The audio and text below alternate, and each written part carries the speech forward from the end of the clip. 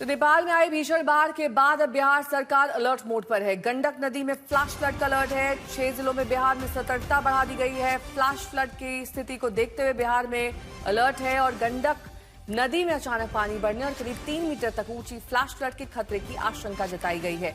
इसे देखते हुए पश्चिमी चंपारण, पूर्वी चंपारण, गोपालगंज, मुजफ्फरपुर, सारण और वैशाली में विशेष सतर्कता बरती जा रही है। मुख्य सचिव प्रत्यय अमृत की अध्यक्षता में उच्च स्तरीय बैठक बुलाई गई है। किसी भी हालात से निपटने के लिए एनडीआरएफ टीमें अलर्ट मोड पर है। केंद्र सरकार ने इसे लेकर भारत नेपाल सीमा के पास गंडक नदी के किनारे स्थित बिहार और उत्तर प्रदेश के स्थानीय अधिकारियों को सतर्क रहने और स्थिति पर बारीकी से नजर रखने की सलाह दी है। केंद्र सरकार के जल शक्ति मंत्रालय ने यह अलर्ट जारी किया है।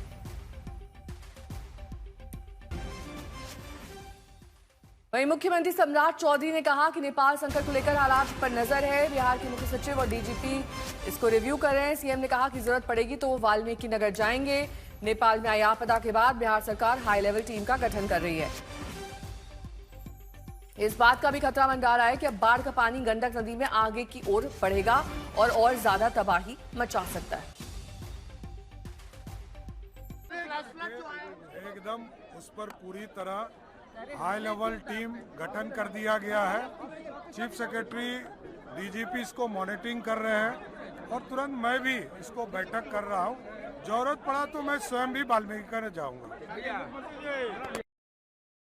शशि भूषण में सहयोगी जुड़ गए इस वक्त तमाम जानकारी के साथ। शशि भूषण, सम्राट चौधरी आश्वासन तो दे रहे हैं कि अलर्ट मोड पर है, जरूरी दिशा निर्देश दे दिए गए हैं, लेकिन जिस तरीके से इस बाढ़ का वेग आगे की ओर बढ़ रहा है, कौन कौन से वो बिहार के इलाके हैं जो इसकी चपेट में आ सकते हैं? क्योंकि यही वो महीना है, यही वो सीजन है जब अधिकांश तौर पर बिहार बाढ़ का सामना करता है और इस बार तो और ज्यादा चैलेंज है क्योंकि ऊपर से ये पानी आ रहा है नेपाल से। बिल्कुल सही कहा आपने नेहा। और देखिए, पिछले दफे जितने मतलब हर साल जो आप चर्चा कर रही हैं, दर्शक भी जानते हैं कि बाढ़ बिहार में जो आती है वो नेपाल की नदियों की वजह से आती है। लेकिन ये बाढ़ जो है वो एक फ्लैश फ्लड वाली स्थिति है, क्योंकि ग्लोव की स्थिति वहां बनी, ग्लेशियर टूटा, ग्लेशियर टूटने के बाद बड़ी तादाद में पानी नीचे की तरफ आ रहा है। और यही वजह है कि जो त्रिशूल नदी से पानी बिहार में इंटर करेगा, त्रिशूल नदी से होते हुए नारायणी नदी, जो नेपाल में नारायणी नदी है, वहां पहुंचेगा और वहां से नारायणी नदी। ठीक है, मैं रोकूंगी आपको। नेपाल से ज्वाइंट सेक्रेटरी आनंद काफले जी हमारे साथ जुड़ गए हैं। आनंद जी, बहुत बहुत स्वागत है आपका आज तक पर। इस पर क्या जानकारी देंगे? ये जो फ्लैश फ्लड आया है, कौन कौन से इलाके इसकी चपेट में है और मरने वालों का आंकड़ा क्या है? और जो 105 भारतीय टूरिस्ट हैं उनके बारे में क्या जानकारी है? नहीं, मैं बता रहा हूँ कि जब सवेरे में ये घटना हुआ है, इसके बाद नेपाल के रसुवा, नुवाकोट और धादिङ में जो इसके क्षति हो गया है। और हमने जो क्षेत्र है वो क्षेत्र में एसएमएस, माइकिंग और ring back tone, call back tone और सोशल मीडिया से इंफॉर्मेशन संप्रेषण कर रहे हैं। और प्राइम मिनिस्टर के जो नेतृत्व में बैठक भी बसी थी। विपद जोखिम न्यूनीकरण तथा व्यवस्थापन परिषद का बैठक भी हुआ है और कैबिनेट का बैठक भी हुआ है। इसके बाद जो नेपाली सेना है, नेपाल प्रहरी है, सशस्त्र प्रहरी का जो हेल्थ सेट का जो टीम है, वो टीम भी नुवाकोट में जो हॉस्पिटल है वो हॉस्पिटल में है। और जो प्राइवेट सेक्टर और नेपाली सेना का जो हेलीकॉप्टर है वो हेलीकॉप्टर से सब रेस्क्यू का काम चल रहा है। अभी मैं रेस्क्यू में फोकस्ड हूँ। और जो मिसिंग टूरिस्ट है उसके भी जो इन्फॉर्मेशन पा रहा हूँ, इसके बाद जो हेलीकॉप्टर और इन्फॉर्मेशन जो हमारा सीडीओ कार्यालय से आ रहा है उसके थ्रू से रेस्क्यू का काम चल रहा है। अभी मुझे एक्चुअल डाटा अभी मुझे मालूम नहीं है। आनंद जी, इसके साथ ही आगे जहां पर ये फ्लैश फ्लड बढ़ेगा, क्या उन इलाकों के लिए भी अब अलर्ट जारी किया गया है? वहां पर कैसे सतर्कता बरती जाएगी? क्योंकि ये तो आगे की ओर बढ़ रहा है, आगे भारत में उत्तर प्रदेश और बिहार तक पहुंचेगा। लेकिन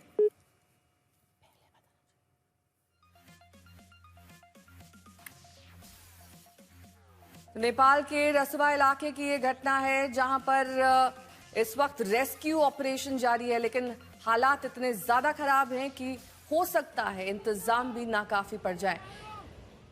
ये दरअसल एरियल जो आप तस्वीरें देख रहे हैं, इससे भी अंदाजा लगाना संभव है कि किस कदर, किस स्पीड से ये फ्लैश फ्लड आगे की ओर बढ़ा और जो तमाम इलाके थे इसकी चपेट में आ गए। शशि भूषण मेरे सहयोगी जुड़े हुए हैं तमाम जानकारी के साथ सीधे बिहार पटना से।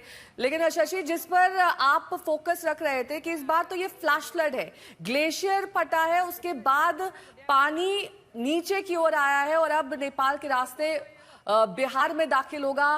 कहां पर इस वक्त पहले से ही एनडीआरएफ की तैनाती और तमाम जो एजेंसियां हैं वो इस वक्त अलर्ट पर है?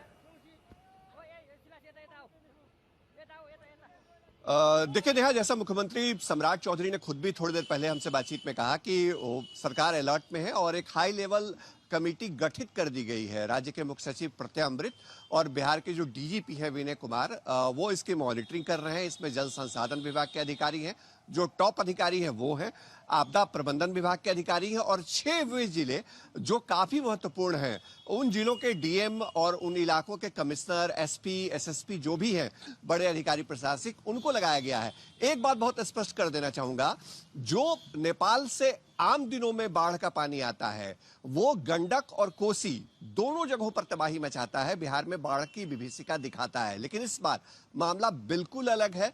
इस बार त्रिशूली नदी में जो पानी आ रहा है ऊपर ग्लोफ की स्थिति बनने के कारण, जो फ्लश फ्लड है उसकी स्थिति की वजह से वो पानी आगे आकर के नेपाल की नारायणी नदी में जुड़ेगा और वही नारायणी नदी जब बिहार में प्रवेश करती है भारतीय सीमा में वाल्मीकि नगर से, तो वो नदी गंडक बन जाती है। मतलब नारायणी नदी का ही नाम गंडक हो जाता है। तो गंडक के प्रभाव वाले 6 जिले जो सीधे सीधे हैं वो, जिसमें सबसे पहला इसका अगर कोई सामना करेगा इस पूरी विभीषिका का, अगर वैसी स्थिति बनती है तो वो होगा पश्चिम चंपारण जिला, जो वाल्मीकि नगर जिसके अंदर आता है, बगहा आता है, साथ ही साथ जो दूसरे जिले हैं वो हैं। उसके बाद वो पूरा स्ट्रेच मुजफ्फरपुर होते हुए वो पूरा स्ट्रेच आ जाता है सारण होते हुए, गोपालगंज होते हुए सोनपुर तक। मतलब आप देखिए पटना के करीब तक गंडक बहती है। तो वो स्थिति है। साथ में 2 और जिले भी विशेष सतर्कता में रखे गए हैं, सीतामढ़ी और शिवहर को। वहां भी कई छोटी नदियों में गंडक का पानी जाता है, तो वहां भी अलर्ट रखा गया है। इन 8 जिलों को विशेष सतर्कता बरतने के लिए कहा गया है। बेतिया में, जो बेतिया है पश्चिम चंपारण है जहां वाल्मीकि नगर बराज है, वहां एनडीआरएफ की टीम को तैनात कर दिया गया है। मुजफ्फरपुर में टीम को तैनात किया गया है, दूसरे जगहों पर स्टैंड बाई रखा गया है टीम को। और कोशिश सरकार की यही है कि हर स्थिति पर नियंत्रण पाया जाए। हम चाहेंगे अगर हम सुनवा सकें, चूंकि अभी बयान आया है बिहार के डिप्टी सीएम और जो जल संसाधन मंत्री भी हैं बिहार के, विजय कुमार चौधरी, उनका अगर वो बयान हम सुनवा सकें, अभी बयान आया है उनका।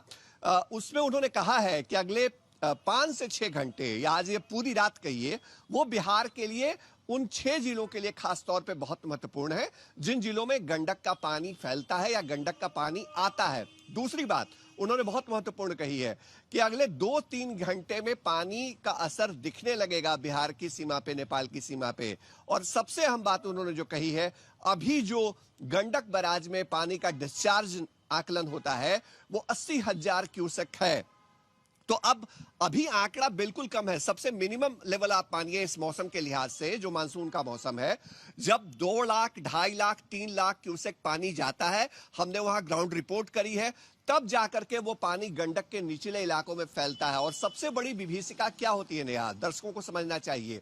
पहाड़ पे जब फ्लैश फ्लड आता है या पहाड़ पे जब पानी है, तो पानी वहां रुकता नहीं है, पानी वहां से तेजी के साथ नीचे आता है, तबाही के साथ आता है, पेड़, घर, जो भी चीजों को तोड़ते हुए नीचे आता है। लेकिन बिहार में पहाड़ नहीं है जहां से इंटर करती है बिहार में नारायणी नदी, गंडक बनती है। उसके बाद समतल इलाका है, तो उस पूरे इलाके में जो रिहायशी इलाके हैं, जो निचले इलाके हैं गंडक के प्रभाव वाले, उसमें आकर के पानी स्थिर हो जाता है, जम जाता है, फैलता है और वहीं पर बाढ़ की विभीषिका नजर आती है और वो पानी जमा रहता है महीनों तक भी कई बार। तो वो उस स्थिति के लिए बिहार को तैयार करना है और बिहार, उसके लिए शायद बिहार सरकार तैयारी भी उस स्तर पे अब लग गई है। पिछले 3-4 घंटों में हमने जो तैयारी देखी है सरकार की, उसके स्तर पे हम ये कह सकते हैं। जी,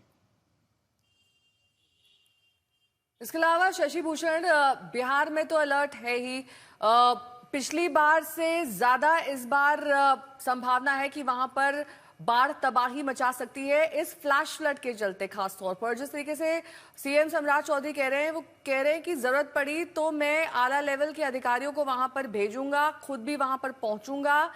कितने घंटे में ये माना जाए कि इसका असर वहां बिहार में दिखने लगेगा? खास तौर पर जिन इलाकों की आप बात कर रहे थे, गंडक नदी की आप बात कर रहे थे, वहां पर कब तक असर? देखिए, अगर पानी के असर की आप बात कर रही हैं तो जो विजय चौधरी है जल संसाधन मंत्री, उनके मुताबिक अगले 2 से 3 घंटों में वो असर दिखने लगेगा। आज की रात उन्होंने बहुत महत्वपूर्ण बताया है बिहार के उन जिलों के लिहाज से जहां गंडक का फैलाव है या गंडक जहां प्रभाव रखती है, गंडक नदी, क्योंकि इसी में पानी आना है। कोसी में कोई पानी नहीं आया है, ये बात वो स्पष्ट कर चुके हैं। अब रही बात कि सरकार ने क्या तैयारी की है। सरकार ने, जल संसाधन विभाग ने अपने सभी अधिकारियों की, सभी इंजीनियर्स की, चाहे वो कनीय अभियंता हो, जूनियर इंजीनियर हो, या फिर अधीक्षण अभियंता हो, या फिर ऊपर के जो चीफ इंजीनियर लेवल के लोग हैं, सबकी छुट्टियां रद्द कर दी गई हैं। सबको कहा गया है तटबंधों की मॉनिटरिंग करिए, कहीं कोई लीकेज हो तो उसको देखिए, कहीं कोई मरम्मती करने की जरूरत है तो वो सब कुछ हो चुका है, तो भी आप बने रहिए। साथ ही साथ डिजास्टर मैनेजमेंट, आपदा प्रबंधन विभाग के भी अधिकारियों की छुट्टियां रद्द कर दी गई हैं इन जिलों में। और इसके अलावा जो एनडीआरएफ है उसको हाई अलर्ट पे रखा गया है। अभी थोड़ी ही देर पहले पटना में नित्यानंद राय, जो केंद्रीय गृह राज्य मंत्री है, उन्होंने कहा है कि एनडीआरएफ और बाकी जो केंद्रीय एजेंसियां हैं वो बिहार में इस खतरे को भांपते, और बिहार ही नहीं, उत्तर प्रदेश पे भी इसका असर जा सकता है। क्योंकि आप देखिए, आप जब पश्चिम चंपारण की बात करते हैं हम लोग नेहा, तो पश्चिम चंपारण से सटा हुआ जो है ना वो कुशीनगर जिला है बगल में उत्तर प्रदेश का। तो वो बिल्कुल एक ऐसी स्थिति है जहां भारत के सीमा के शुरुआत होते के साथ ही उत्तर प्रदेश भी है और वहीं पर बिहार भी है। तो वहां पर वो पूरा डायमेंशन, और हम लोगों ने देखा है वहां पे जमींदारी बांध है, वहां पे रिंग बांध है। जब बाढ़ का पानी आता है और जब बाढ़ का पानी उतरता है, उन दोनों परिस्थितियों में वहां जान माल की हानि होती है। जब बाढ़ आती है तो विभीषिका लेकर के आती है, और जाती है तो कटाव का दंश देकर के जाती है। ये भी हम देखते हैं, घटता हुआ पानी कटाव देता है तटबंधों पर, किनारों पर। तो अब सूरत क्या होने वाली है अगले 6 घंटों में, वो जब पानी का फ्लो आएगा तो पता चलेगा। लेकिन हाँ, ये एक ऐसी स्थिति है जिस स्थिति की कल्पना किसी ने नहीं की थी, ना नेपाल सरकार ने, बिहार सरकार भी इसके लिए तैयार नहीं थी। बिहार सरकार, एक जो सामान्य बाढ़ होती है बिहार में हर साल जो आती है नेपाल की नदियों की वजह से, उसकी तैयारी करके चलती है। हर साल यहाँ पर जो तटबंधों की मरम्मती और बाकी काम होते हैं, तो वो तैयारी तो पहले से थी। नेहा, इसके साथ ही शशि भूषण, काफी संख्या में पर्यटक भी पहुंचते हैं बिहार से नेपाल। वहां पर टूरिज्म में बिहार और उत्तर प्रदेश जो सटे हुए इलाके हैं, वहां के काफी पर्यटक आते हैं। क्या अभी तक जानकारी मिली है कि बिहार के कितने लोग वहां पर पहुंचे थे, कितने लापता हैं? कोई जानकारी इस तरह की?